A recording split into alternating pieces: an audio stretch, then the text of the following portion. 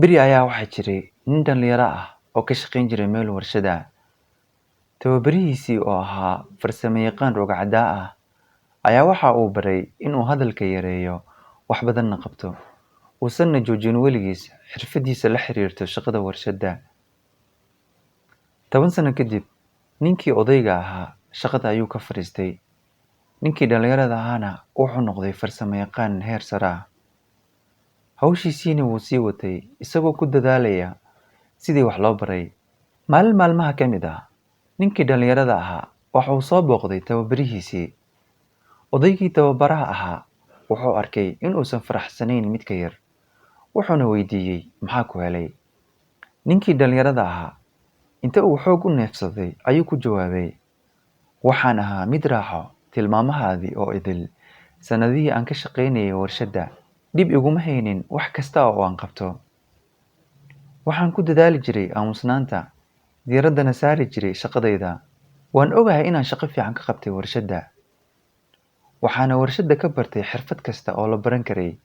Laakiin waxaan fahmi waayay waxaa jiro dad aanan lahayn waayo aragnimadayda, xirfadayda iyo awoodahayga oo dhammaantood la dallacsiiyey, halkaan ani weli samaynayay wixii yaraa oo aan samayn jiray markii aan ahaa ardaygaaga.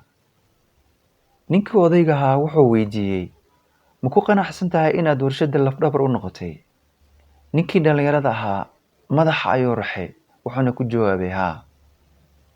Ninkii odayga ahaa wuxuu bilaabay inuu marna dib u socdo, marna horey u socdo si uu u fakaro.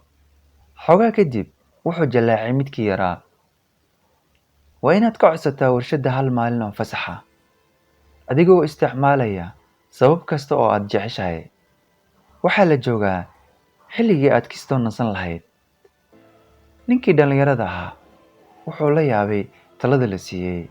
Mar walba uu ka fikirana micno badan ayay u sameynaysay.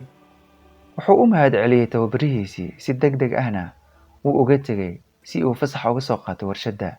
Markii uu shaqada ku soo laabtay kadib hal maalin oo fasax ah, maamulihii warshadda ayaa ugu yeeray xafiiskiisa, wuxuuna u sheegay in habsami u socodka warshadda uusan wanaagsanayn intii uu maqnaa.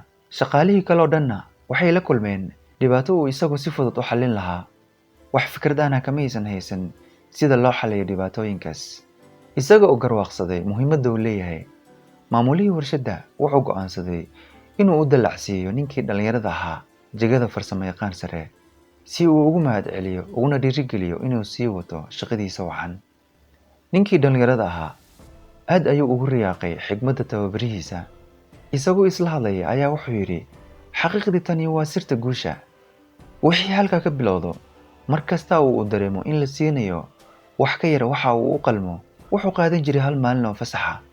Marka uu soo noqdo maalinta xigtana, sida uu rabo ayaa loo samayn jiray. Sidan ayay sii ahayd xaaladda dhowr bilood. Maalin maalmaha ka mid ah, ninkii dhalinyarada ahaa waxaa laga hor istaagay inuu soo galo warshadda. Isaga oo aad iyo aad u naxsan ayaa waxa uu ogaaday in shaqadiiba laga joojiyey. Wuu rumaysan waayey, macquul ma aha arrintan. Markaan waddo kale u furan ma laha. Wuxuuna dib ugu laabtay tababarihiisii si uu u ogaado waxa khaldamay. Sideen ku waayay shaqadayda? Ayuu weydiiyey isagoo iskibrinaya. Miyaanan wax kasta u samaynin sidaad adiga ii tilmaamtay? Xaqiiqdii may. Maxaa yeelay waxaad maqashay oo keliya qayb ka mid ah cashirkii aan ku siinayay. Ninkii odayga ahaa madaxa ayuu ruxay. Waxaad og tahay inaanu qofna wax dareena siin iftiinka nalka ee had iyo jeer shidan. Waa keliya marka uu baxo nalkaas oo qof kasta uu ku baraarugo muhiimadda uu leeyahay. Aad ayaad ugu faraxsaneed inaad dhaqan geliso wixii aad maqashay. Laakiin sheekada waxaad ka oroday adiga oo aan dhagaysan qaybtii labaad. Qaybtii labaad? Ninkii dhalinyarada ahaa waaga ayaa ku baryay, wuxuuna ogaaday inuu dhiiqa lugaha kula jiro. Oo maxay ahayd qaybta labaad? Ayuu weydiiyey. Odaygii bidar dheeraha si tartiiba loo hadlay si uu fikradiisa u muujiyo. Run ahaantii qaybta labaad ayaa ka muhiimsanayd qaybta koowaad. Waa xaqiiq in nal haddii had iyo jeer uu tago lagu bedeli doono mar dhow ama mar fog mid la isku halayn karo. Yaa u baahan nal uusan qofna ku xisaabtami karin si uu iftiin u helo. Waxaad arkaysaa noloshaada ma leedahay saaxiibo iyo xubno ka mid a qoyskaada oo aad had iyo jeer isku hallayso? maxaa dhici kara haddii maalin maalmaha ka mid a aad dadkaasi ka weydo garabkaada midig? ha sugin maalin noocaas ah oo aad si lama filaana ugu soo baraarugto muhiimadda ay kuu leeyihiin dadkaasi. maanta u mahadnaq nasiibkaada wanaagsan ee aad noloshaada ku haysato dadkaasi. sidoo kale ha u oggolaanin dadka kale inay garan waayaan qiimaha ay leedahay naftaada.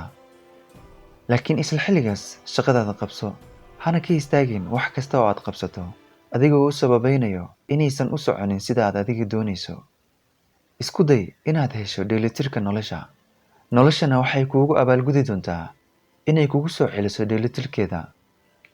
Thanks for watching and stay blessed.